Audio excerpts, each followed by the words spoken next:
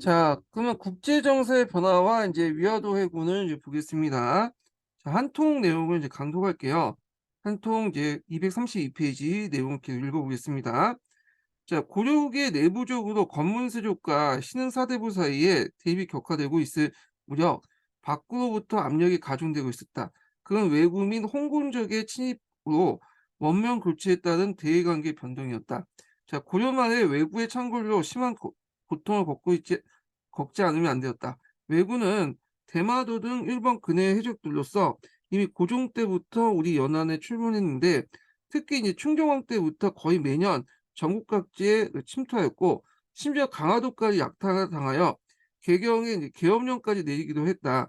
이때 왜구는 단순히 이제 그 뭐냐 도적 집단이 아니었죠. 상당히 이제 뭐냐면 조직화된 군대라고 보시면 돼요. 그리고 이제 이건 일본사와 관련된 건데 그 당시 일본은 남북조 시대였잖아요. 그러니까 이제 주로 큐슈냐 이제 대마도 일대에 이제 어 그 외적 집단들이 외구 집단들이 그 당시 그 다이모들 큐슈 일대 다이모드의 지원을 받고 인제 여기 우리나라 침범했다. 이렇게 보시면 되는데 자 이 때문에 이제 해상의 조언이 끊겨 중앙 정부의 재정이 곤란하게 되었을 뿐 아니라 연해의 농민들이 약탈당하여 큰 피해를 입게 되었다. 자, 고려는 왜구를 막기 위해서 일본 정부와 외교적 교섭을 벌였으나 일본 정부 자체가 이를 억제할 힘이 없었기 때문에 별 효과를 거두지 못했다. 왜냐하면 남북조 시대이기 때문에 얘네들을 통제를 못했어. 특히 이제 북조의 무르마치 막부는 아직까지 이제 통제되지 못한 그런 상태였죠. 예, 완전하게 중앙 권력을 장악하지 못한 상태이기 때문에 막부에 파견해도 의미가 없었다는 거죠. 그래서 이에 이제 고려는 국방력을 강화하여 그 적극적인 외구 토벌을 인제 나섰다. 이때 인제 채문선이 중국 상인들에게 하약 제휴법을 배워서 1377년에 하통도감을 설치하고 이렇게 했는데 자 이 하통도감 외워 두세요. 예전에 한번 기출에 언급됐던 부분이야. 음. 이 하통도감. 그래서 인제 하통도감을 설치해서 하포를 인제 만들어 가지고 그 당시 이제 진포에 침입해왔던 그 당시 외선 500척을 불태웠다. 이렇게 있고요. 그래서 인제 이때 이 관련된 내용이 예전에 기출문제 나왔으니까 좀 기억을 해 두시고 그래 갖고 인제 그 배에다가 하포를 실어 가지고 인제 뭐냐면 그 싸웠던 그 해전을 처음 했던 것이 진포해전이라고 그래요. 예전에는 주로 육전에 이용했는데 수전에 인제 적극적으로 이용했다. 이렇게 보시면 되고 그리고 거기다가 인제 우리나라는 자체적으로 수군이 없었죠. 근데 이제 요때 수군이라는 것을 만들기 시작해요. 그러니까 이제 예전에는 육군의 한 병종으로서 수군이 존재했었는데 이때 이제 독자적인 수군 조직 체계를 만들었다고 보시면 돼요. 이 수군이 없었다는 것보다는 독자적인 수군 조직 체계를 요때 만들었다. 외구와 이제 싸우는 과정에서 이렇게 이제 만들었다는 거. 자, 또한 이에 이성계는 항사에서 외구의 주력 부대를 격퇴하고요. 1389년에 그 박이가 그 당시 전함 100척을 이끌고 외구의 소굴이었던 대마도를 정벌했다. 그래 갖고 인제 이렇게 해서 첫 번째 인제 그 대마도 정벌이 나죠. 고려시대 때 한 번 있었고요. 조선시대 때 두 번 있었어요, 여기 정벌이. 자 이건 나중에 그 고려시대 조선시대 때 관련돼서 좀 얘기해 보고요. 자, 공민왕 때 또한 내륙으로부터 홍건적이 침입받았다. 공민왕이 즉위한 무렵 대륙 정세가 크게 변동하여 오랫동안 세계 제국을 형성했던 원이 쇠퇴하고 각지의 이제 한족들의 봉기가 일어나고 있었다. 그러니까 홍건적은 그다음 환인 반란군대 하나였던 한산동과 유복통 등이 하북성의 영평에 일어나 북중국의 원세를 축출하고 그 기세가 강성했는데 자 이들이 원군의 반격을 받아서 한 무리가 요동부터 쫓기면서 고려에 침범해 왔다. 자 이때 이제 홍건적은 석연까지 다다랐으나 고려군에게 패배와 큰 피해를 입고 되돌아갔고 1362년에 공민왕 때 홍건적이 다시 침입하여 개경을 함락했고 왕은 이제 그 북주 오늘날 안동을 피난하게 이뤘다. 자 이때 인제 정세훈이나 이렇게 이제 김독배나 뭐 이방실 등이 크게 무찔러 내쫓았다. 자 이와 같이 이제 고려는 박고은 왜구와 홍건조의 침입을 받아 큰 고통을 겪었는데 이때 대륙 정세도 크게 변하여 고려에 영향을 끼쳤다. 즉 한인 반란군이었던 주홍장이 남경에 명을 세우고 원의 대도를 함락시켜 원이 얼리 북으로 달아나 원명 교체가 이뤘던 시기다. 이때 이제 원이 이제 북으로 돌아가는 원을 뭐라고 북원이라고 해요. 북원. 자, 그래서 인제 이에 반원 정책을 추진했던 국민당은 명예사신을 보내고 명예연호를 이제 사용하는 친명 정책을 했고요. 예전에도 한번 제가 말했듯이 공민이라는 시호도 명으로부터 받은 거예요. 국민당이 죽고 나서. 자, 그러나 국내에서는 아직도 친원색이 잔존하고 있었으며 외교 정책을 둘러싸고 대립이 나타났는데, 그때 인제 친명파가 국민당을 정점한 신진사대부로 구성되었는데 반해서 친원파는 이전부터 인제 왕과 연결돼 있던 검문 세력들이 주를 이루고 있었다. 이 친원 친명의 대립 속에 국민당이 반대파 위에서 시해되고 중립파인 이리 이인이 이인임이, 발음하기 좀 힘든데, 이인임이 추대로 우왕이 즉위하자 고려는 원과 명의 두 달을 거치면서 양명 외교를 추진했다. 그러니까 일종의 중립 외교를 추진했는데, 제가 이제 앞에서 언급한 것처럼 이민의 정책은 양명 외교보다는 철저히 친원 외교라고 보시면 돼요. 친원. 그래서 인제 뭐 우왕이 즉위하니까 명나라 사신을 보내서 왕의 승인을 요청하고 복원해서 사신을 했다 해서 맞아요. 군영적인 측면에서 얘기한 것 같아요. 앞에 얘기한 것처럼 친명이었다가 이렇게 인제 친원으로 이렇게 돌아가면서 이렇게 군영적인 어떤 측면에서 양명 외교라고 얘기하는데, 엄밀히 말하면 요게 초점을 맞췄다고 보면 박 북원 쪽에. 예. 그래서 이제 친원이었다. 요렇게 보는 게 더 정확한 표현일 것 같아요. 자, 그다음에 인제 이렇게 있고, 그러나 우왕 때 친원과 친명 세력의 대립 관계가 커다란 변화를 초래한 사건이 있었는데, 명의 청령이었다. 예. 그래서 이제 청령이라는 것은 인제 그 당시 어디에 해당하냐면, 이 땅이 청령이 설치 문제가 이제 요 땅에 청령이가 이제 설치했던 곳이 어디냐면, 그 당시 인제 예전에 쌍성총관부 있었던 자리 있죠. 요게 이제 청령리를 인제 설치하려고 했어요. 예. 왜냐하면 인제 그 당시 이제 명나라는 상당히 이중적인 정책을 했는데, 원나라를 이제 계승한다면서도 또 한편으로는 이제 원나라 잔재, 몽골주의 잔재를 또 없애는 그런 정책도 했거든요. 대외적으로는 원나라를 계승하면서 원나라를 영토가 우리 명나라 영토다, 이게 주장을 하게 되는데, 쌍성총관부도 예전에 우리 원나라 영토이기 때문에 당연히 이 땅도 명나라 영토다, 이렇게 인제 주장을 하게 되는데, 당연히 고려 입장을 받아들일 수 없죠.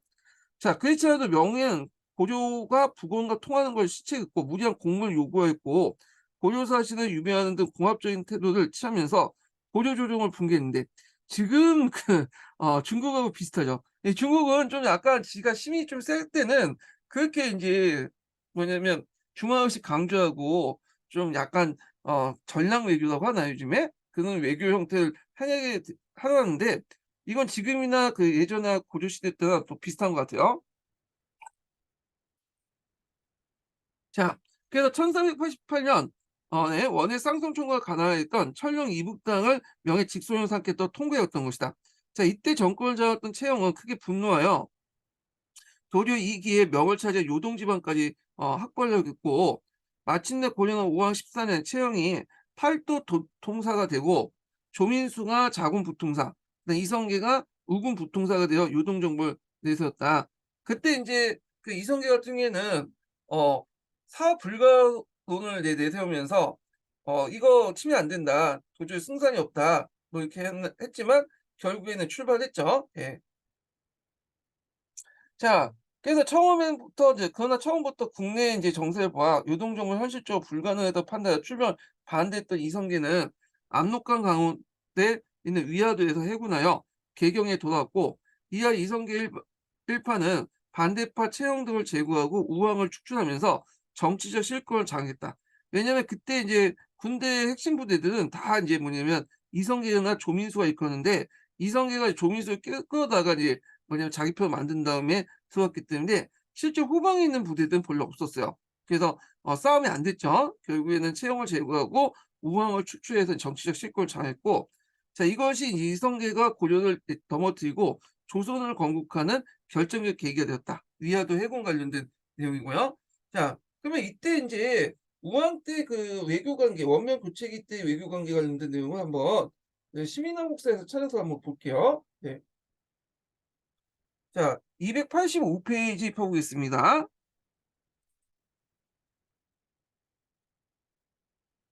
아 285 페이지인가? 잠깐만요. 이게 잘못 적어 놨나?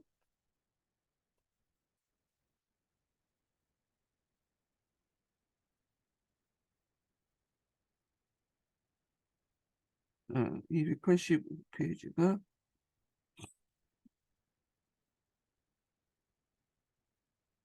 여기 있네요. 우왕 때 원명 관계를 볼게요. 자, 공민왕이 시해된 후 이인이 이제 주도로 우왕을 즉위했다. 고려는 1474년 11월 내에 사신을 보내 공민왕의 시호와 우왕의 책봉을 요청했다. 고려 사신들이 당시 고려에 와 있던 명나라 사신들과 함께 명을 항했는데 도중에 호순관이었던 기미가 명예 사신을 살해고 원후 도망간 사건이 있었다. 공민왕의 부고를 전하여 갔던 고려 사신도 중도에 기부했다. 12월 고려는 상도 옮겨간 원의 사신을 보내어 공민왕의 부고를 전했고 이듬해 정원에 다시 명예 사신을 보내 공민왕의 부고를 전하면서 시호와 우왕의 책봉을 요청했다. 이에 대해 원은 공민왕이 원을 배반했으니 그들 죽인 것을 용서한다는 뜻을 전했다. 반면에 명에서는 명사신을 살해한 것과 명예 항제의 책봉을 받은 공민왕을 시해한 것을 실치하면서 고려 사신을 억류했다. 자, 이때 정도전, 정몽준, 신은 유신은 원사신을 맞이하는 데 반대했고 이민 등 집권세력들 원사신을 받아들이고 원날 관계를 재개하려고 했다. 그래서 이때 이제 정도전이 이제 여기 원사신을 맞이하는 걸 반대했고 결국에는 얘가 이제 이임의 눈밖에 나서 나주도 이제 유배를 됐죠. 예. 1377년 원이 우왕을 책봉하고 고려는 원의 성간 연호를 사용했다. 동시에 고려는 명가의 관계 재개를 이제 위해서 노력했는데 1378년에 명에서 억류했던 고려 사신을 돌려보내자 고려는 다시 사신을 보내 살해했고 우왕의 책봉을 요청했다. 아울러 홍무 연호를 다시 사용해 명가의 관계를 재개를 도모했으나 그러나 명은 고려가 원과 통계했다는 소식을 듣고 고려와의 관계 재개 요청을 받아들이지 않았다. 그래서 전반적으로 볼 때는 그 뭐냐면 친원 정책을 펼쳤다 보시면 돼요. 거기에 이제 명나라 관계는 부수적이었다. 예. 그래서 이제 이렇게 했고 그 반명은 아니었다고 해서 친명은 아니었죠. 그래서 친원 정책에 초점을 맞췄다. 이렇게 보시면 됐고요. 자, 명은 우왕을 책봉해 주는 조건을 과도하게 이제 공문을 요구했고 공문의 양이 요구한 수량에 조금이라도 미치지 못하면 받지 않았을 더 고려 사신의 입국도 거부했다. 결국 고려가 이제 명이 제시한 막대한 양의 곡물 요구를 모두 수용했고 1385년에 명은 우왕을 책봉했다. 어렵게 고려와 명의 관계를 재개됐지만 고려 명은 원의 자녀 세력들을 제압하고 요동 지역에 대한 지배를 강화하는 움직임이 보이기 시작했고 자 이는 고려의 위기감을 이제 뭐냐면 그 조성하고 1388년 명의 청령리 설치 통보를 계기로 고려는 요동 정부를 추진했다. 그래서 이제 이 원이 명나라가 원의 자녀 세력을 제압했다는 거는 그때 북원이 이제 완전히 명나라한테 멸망을 하게 돼요. 이때. 그래 가지고 그러면서 요동 지역의 제비권을 강화하면서 또 이제 뭐냐면 그 요동 그 천령이 설치 통보를 뭐냐면 계기로 이제 통보를 하게 되는데 자 그때 이제 요동 지방에 이제 그 동령위를 설치하죠. 그래서 주의할 것은 요때 요동 지역이 완전하게 명나라로 들어간 건 아니에요. 우리가 이제 요동이 상당히 넓잖아요. 그래서 이제 그 지역에 동령위를 설치하면서 조금씩 이제 야금야금 명나라 세력권으로 넓히려고 했고 그에 반대로 이제 정도전의 뒤에 인제 뭐냐면 이때 인제 요동을 완전히 명나라가 장악하기 전에 우리가 인제 진출해 갖고 뭐 요동의 일부나 하여튼 요동 지역을 또 장악을 해야 된다, 명나라 대신에. 그래서 이때 무주공산을 둘러싸고 이런 정도전과 그 당시 명나라 그 홍무제 간에 어떤 갈등이 있었다. 이렇게 보시면 돼요. 그래서 하여튼 그때 요동 지역을 강하려는 움직임을 보이는 과정에서 요동 지역 동령위를 설치해서 일부 지역에 진출했다. 이 정도 해석을 하시면 될 것 같아요. 예. 자 그다음에 이제 홍건국의 외구의 침략인데 홍건적은 이제 좀 나중에 보고요. 왜구를 좀 볼게요, 왜구를. 자, 한편 왜구는 장기간에 걸쳐 바다를 건너 고도를 침략했다. 왜구의 침략은 대몽항쟁기 고종 때부터 간간히 있어 왔으나 1350년대 본격화되었고 우왕 때 극에 닿았다. 자, 그래서 이제 주로 고려의 해안 지역에 침략했던 왜구는 점차 내륙까지 이제 활동 영역을 이제 뭐냐면 넓혀갔다. 자, 왜구가 늘어나는 데는 당시 일본의 남조와 북조의 분열에 지방에 대한 통제력이 약해졌던 상황이 주요 배경이었다. 자, 고려는 일본에 사신을 보내 외구의 침략을 금지하도록 요청하는 등 외교적 노력을 했다. 아울러 군사적 반격을 내세웠다. 그렇지만 이제 별로 소용이 없었죠. 그 당시 북조가 완전히 정권을 다 전국을 다 장악하는 상황이 아니었기 때문에 별로 소용이 없었고요. 자, 1376년 최응이 주도한 홍상대첩이나 1380년 나세가와 최무선이 하포를 이용해 대승을 얻었던 진포 전투, 그리고 1381년에 그다음 내륙으로 침입한 왜구를 이성계가 물리친 항산대첩 등 왜구를 물리친 대표적인 전투다. 또한 고려는 외구의 침략을 효율적으로 대비하여 군사체제 정비하고 군사력을 강화했는데 그 과정에 이제 하나가 이제 수군을 정비했다는 거야. 그래서 앞에서 말한 것처럼 수군이 육군의 한 병종이 아니라 이제 독립된 지휘체계를 가지고 있는 부대로 이제 성장하게 돼요. 그래서 이제 있고, 자, 공민왕 때 연해 지역에 방어하기 위해 진수군을 증수하고 군사시설을 설치했으며 기성군을 뭐냐면 재건해. 기성군이라는 것은 이제 배를 타는 이제 뭐냐면 군대라는 뜻이에요. 일명 수군이에요. 예. 수군의 방어력을 길렀다. 그래서 하약과 하기 등을 개발하고 제조하려는 노력도 있었다. 최무선의 건의도 1377년 하통도감을 설치하고 1378년에 하약과 하기를 이용한 전문 부대인 하통방사군을 구성했다. 자, 외구의 침략은 우왕 말년에 주어졌다. 고려말 외구에 걷잡을 수 없이 늘었는데 이는 홍콩군의 침략의 계기가 된 동시에 무장 세력들이 성장하는 발판이 되었다. 그래서 최영과 이제 뭐냐면 그 이성계 등은 외구 토벌을 통해 신망을 얻은 대표적인 무장이다. 이렇게 이제 보시면 될 것 같아요. 자, 그래서 이제 이렇게 했고 이성계 집권 과정을 좀 보겠습니다. 이거는 조선사하고 또 연결돼 있죠. 뒤에. 자, 내용을 보면 위화도 해군은 이성계 일파가 이제 정권을 장악하면서 검문 세력은 급격히 도태되기 시작했다. 특히 해군 공신이지만 검문 세력에 속했던 종인수는 해군 직후에 창왕을 옹립했어요. 그래서 그때 이제 이색대는 이제 창왕을 이제 옹립했기 때문에 그 당시 이성계가 이제 어쩔 수 없이 창왕을 일단 그 왕이 되는 걸 이제 승인했는데, 그래서 옹립하여 건세를 누리다가 이성계 일파에 의해서 실각당하고요. 창왕만으로 신돈의 자손이나 축출됐는데 이게 이제 뭐냐면 이제 그 고려사 기록에 보면요. 그 이제 창왕이 누구의 아들이에요? 우왕의 아들이잖아요, 우왕. 예. 우인데 이 우왕이 이제 태어날 때 그 고려사와 관련된 내용이 있는데 원래 이제 공민왕이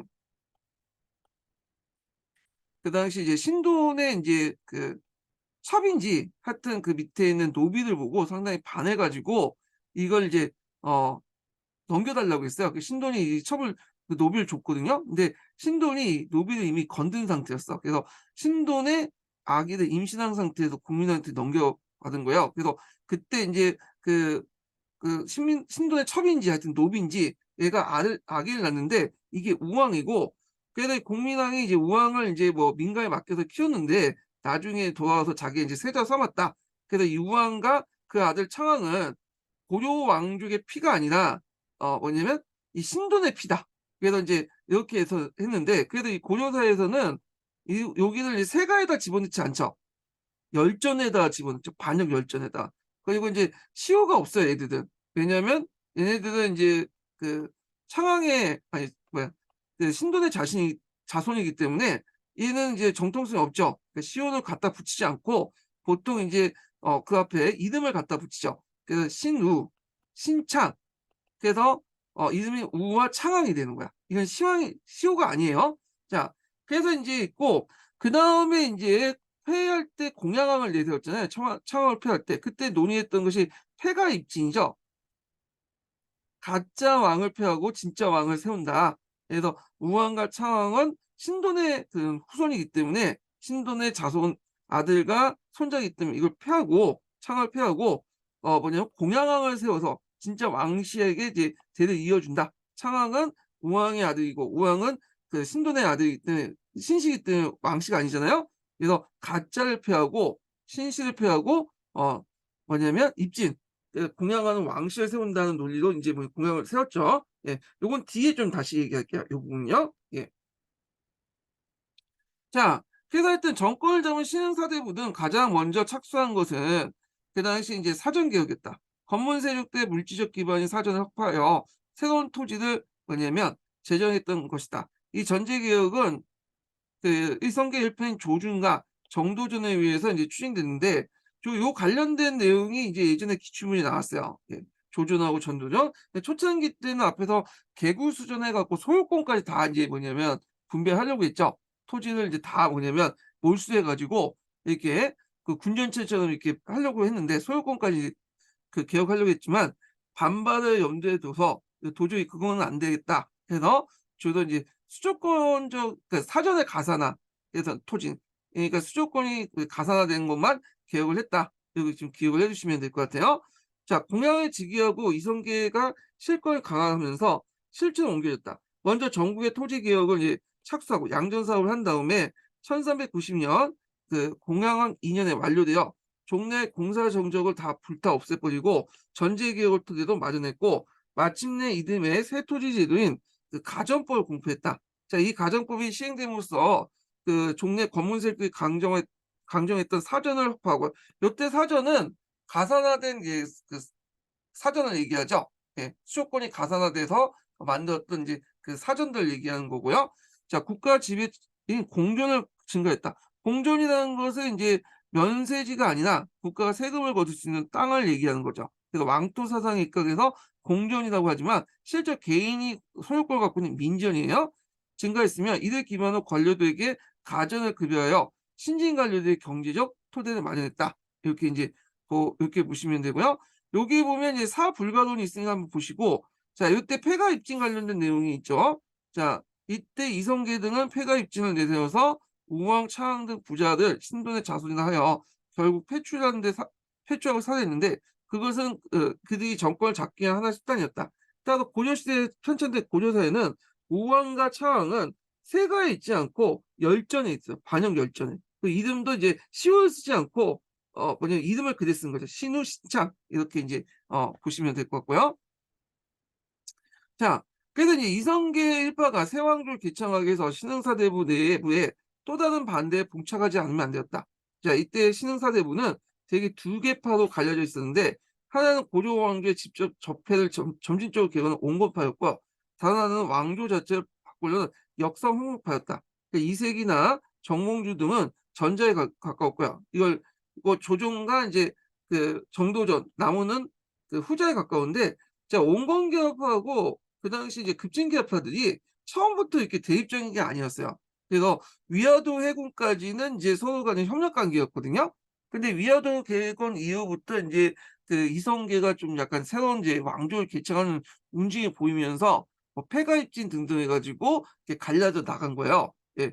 그래서 요거는 좀 나중에 좀 얘기할게요. 그 두 번에 걸쳐서 갈려져 나갔거든요. 요거는 다음 어 그 뭐냐면 다음에 얘기하고요. 자, 계속 읽어보면, 자, 그러나 군사권을 장악한 이성계가 동양왕을 이제 옹립하고 전제 개혁을 단행하여 경제적 실권까지 잡을 잡음에 따라서 역사명파의 우세는 결정적인 것이었다. 자, 이들은 유력한 반대자인 정몽주를 죽인 후에 동양왕을 내쫓고 이성계를 추대하면서 새왕조를 개창했으니 이로써 인제 뭐냐면 종말을 맞이하게 되었다. 이렇게 있고요.